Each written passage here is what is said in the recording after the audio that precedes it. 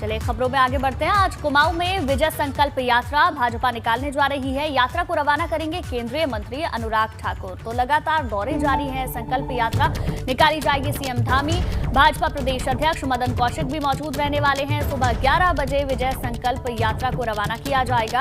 अनुराग ठाकुर इसे रवाना करेंगे। कल गढ़वाल की विजय संकल्प यात्रा को जेपी नड्डा ने रवाना किया था। तो सुबह 11 बजे विजय संकल्प यात्रा रवाना की जाएगी। केंद्रीय मंत्री अनुराग ठाकुर यात्रा को रवाना करेंगे। और कल की बात करें तो जेपी नड्डा ने इस यात्रा को रवाना किया था।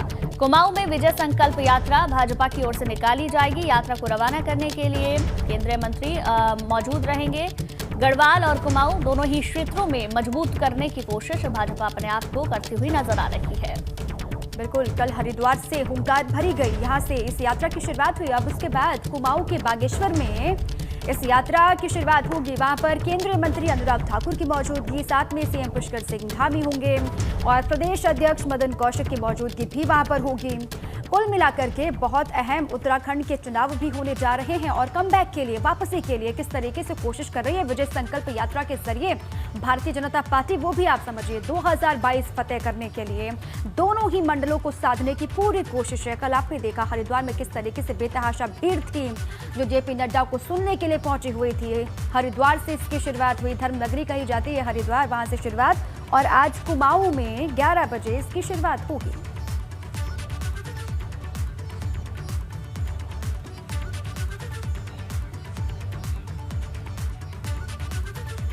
अब इसी पर अधिक जानकारियों के साथ देहरादून से विनोद जुड़ चुके हैं। उनके पास आपको लिए चलते हैं क्योंकि किस तरीके से यात्रा आगे बढ़ रही है। गढ़वाल के बाद कुमाऊं की बारी है। विनोद का रुख कर लेते। विनोद, कल गढ़वाल में हमने देखा किस तरीके से बड़ी संख्या में लोग जुटे, विजय संकल्प यात्रा की शुरुआत हुई। आज कुमाऊं के बागेश्वर से इसकी शुरुआत होने जा रही है। कैसी तैयारियां हैं, क्या जानकारी है आपके पास? दीपा, देखिए तैयारी बिल्कुल पूरी हो चुकी है और कल ही इस भाजपा की विजय संकल्प यात्रा की शुरुआत हरिद्वार से हुई है। और अगर बात करें, कल राष्ट्रीय अध्यक्ष जेपी नड्डा ने इस विधिवत इस यात्रा की शुरुआत की है। उसी क्रम में आज कुमाऊं क्षेत्र के बागेश्वर जनपद से भाजपा की इस विजय संकल्प यात्रा की शुरुआत होने जा रही है। आज 11 बजे केंद्रीय मंत्री अनुराग ठाकुर और प्रदेश अध्यक्ष मदन कौशिक और मुख्यमंत्री पुष्कर सिंह धामी 11 बजे जो एलईडी वाहन है अलग अलग विधानसभाओं के लिए शुभारंभ करके उनको अलग अलग विधानसभा के लिए रवाना करेंगे, उसकी शुरुआत करेंगे। और मकसद यही है गुंजन और दीपा कि आखिरकार 2017 की जीत को 2022 में दोहरा जाए। इसी के चलते तमाम प्रदेश की 70 विधानसभाओं में ये एलईडी वाहन भेजे जा रहे हैं, जिसमें राज्य सरकार की योजनाओं हो, उपलब्धि हो या केंद्र सरकार की तमाम योजनाओं और उपलब्धि के बारे में वरिष्ठ नेताओं की ड्यूटी लगाई गई है और तमाम जितने भी राज्य सरकार और केंद्र सरकार की उपलब्धियों के बारे में अलग अलग विधानसभाओं में जाकर बताएंगे। चाहे जनता के बीच में जाकर कार्यकर्ताओं से बातचीत करना हो, समन्वय बैठाना हो या फिर हर बूथ तक जाकर पार्टी को मजबूत करना हो, क्योंकि अब उत्तराखंड में करीब कम ही समय बचा हुआ है जिसमें विधानसभा इलेक्शन होना है।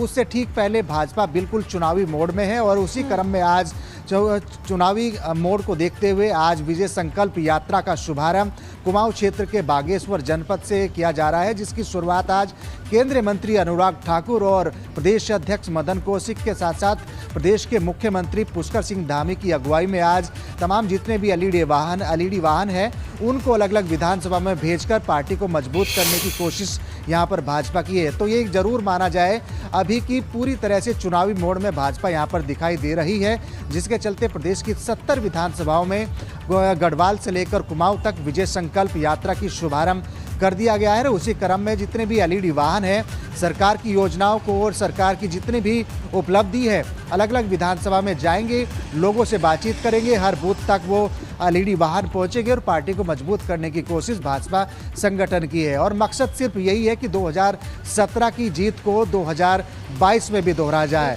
क्योंकि समय कम है, समय कम होने की वजह से ठीक पहले नजर आ रही है। अगर देखें तो जिस तरीके से जीत 2017 में हासिल हुई थी उसी तरीके से जीत इस बार भी हासिल हो, क्योंकि कड़ा मुकाबला तो इस बार भी है। बहुत बहुत शुक्रिया आपका हमारे साथ जुड़ने के लिए और तमाम जानकारी के लिए।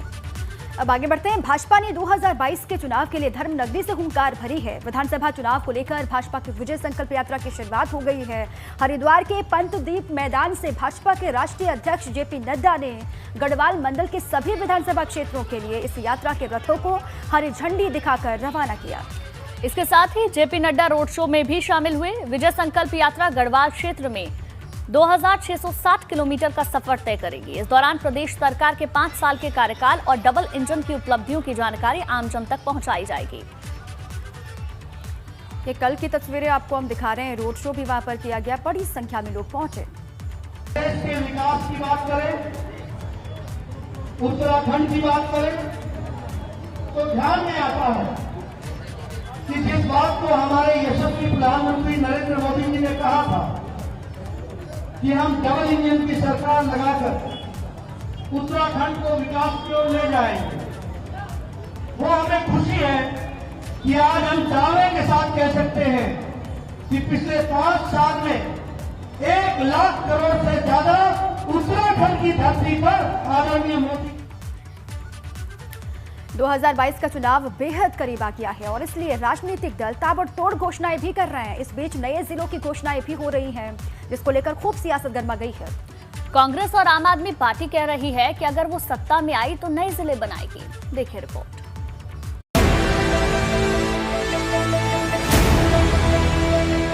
विधानसभा चुनाव करीब आते ही उत्तराखंड में नए जिलों का गठन सुर्खियां बटोर रहा है। भाजपा, कांग्रेस या फिर आम आदमी पार्टी इसे अपने अपने राजनीतिक नफे नुकसान के हिसाब से देख रही है। चुनाव से पहले उत्तराखंड में राजनीतिक दलों ने घोषणाओं की झड़ी लगा दी है। वो चुनाव के बाद अगर उनकी सरकार बनती है वो क्या करने वाले हैं, इस बात को बहुत ऐलानिया अंदाज में यहाँ पर जनता को बताने की कोशिश की जा रही है ताकि वोट मिल सके।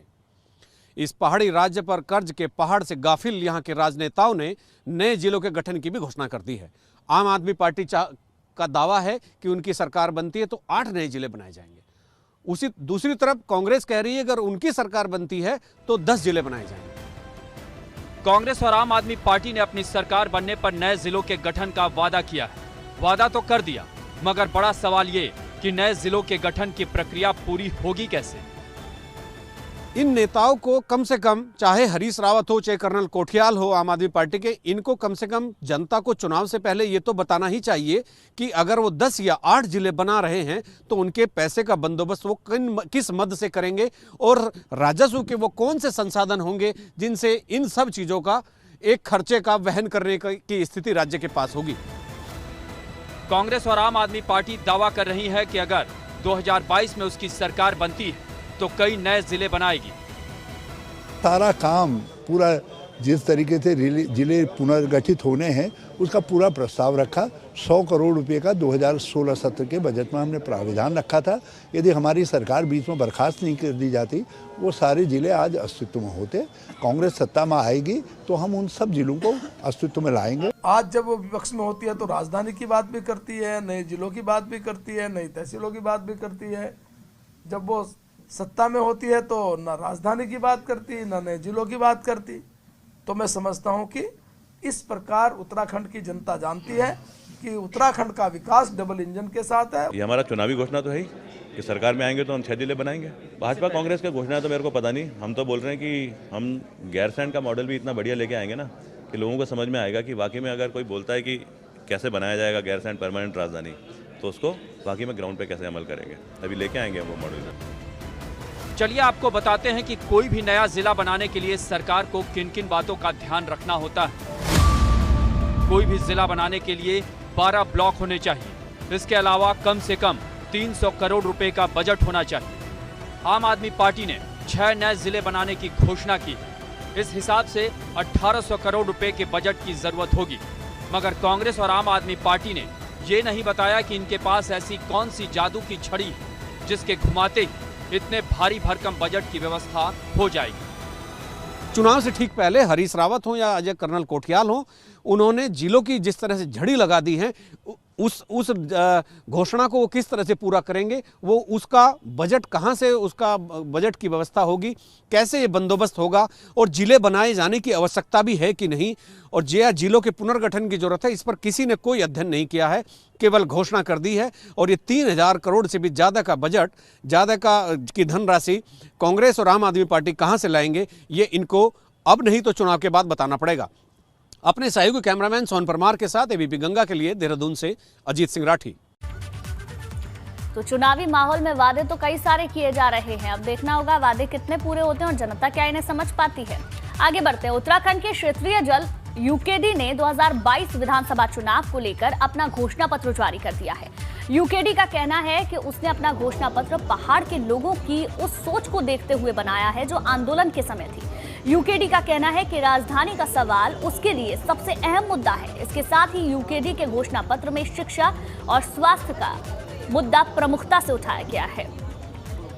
शिक्षा क्षेत्र की, स्वास्थ्य क्षेत्र की हो, विकास की हो, तमाम सारी चीज़ें हैं, उसको रखा है। उसके बाद हमको क्या करना है, हमारा रोड मैप क्या होगा, हमारी सोच क्या है, और सरकार में हम सत्ता में आते हैं तो हम क्या करेंगे, इसको हमने फिर संक्षेप में दिया है, 2 तरह से दिया है। और इसके अलावा हम ये भी करेंगे कि जो इसके मुख्य बिंदु हैं उनका एक अलग से ही बना के हम प्रत्याशियों को भी देंगे, ताकि केंद्रीय घोषणा पत्र के साथ साथ वो अपना घोषणा पत्र भी उसमें छाप के लोगों को बांट सकें। उत्तराखंड की सियासत के बाद अब बात करते हैं यूपी की एक बड़ी खबर की। अब बात होगी प्रियंका की सबसे बड़ी प्रतिज्ञा की।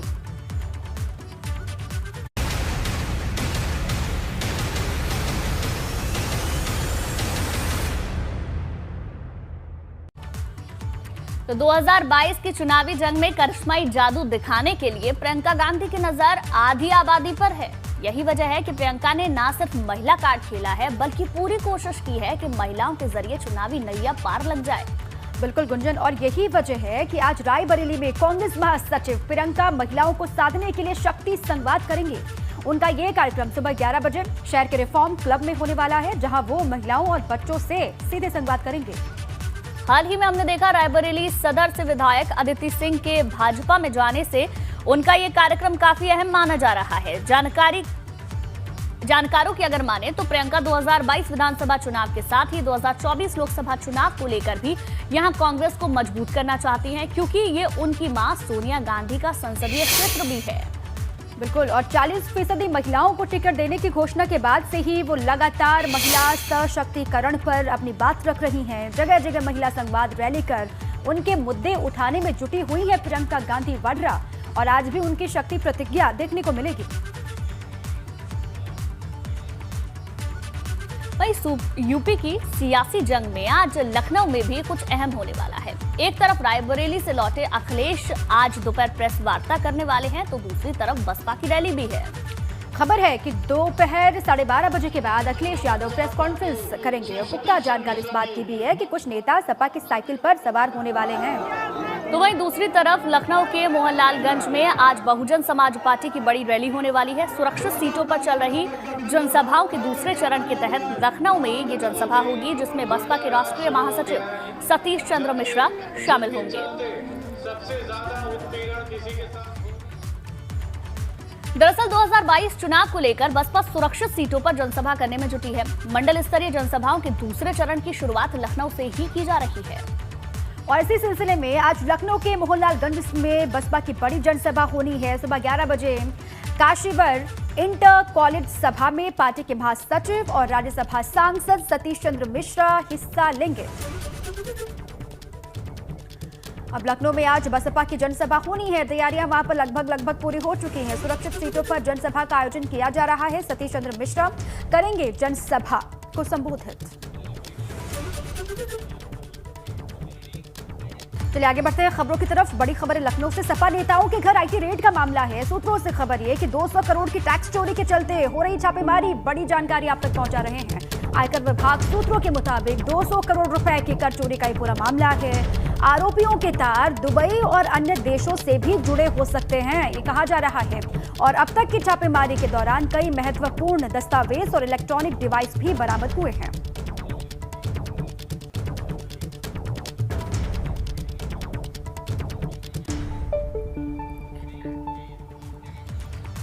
और चलिए अब वक्त हो चुका है धुआंधार 22 का।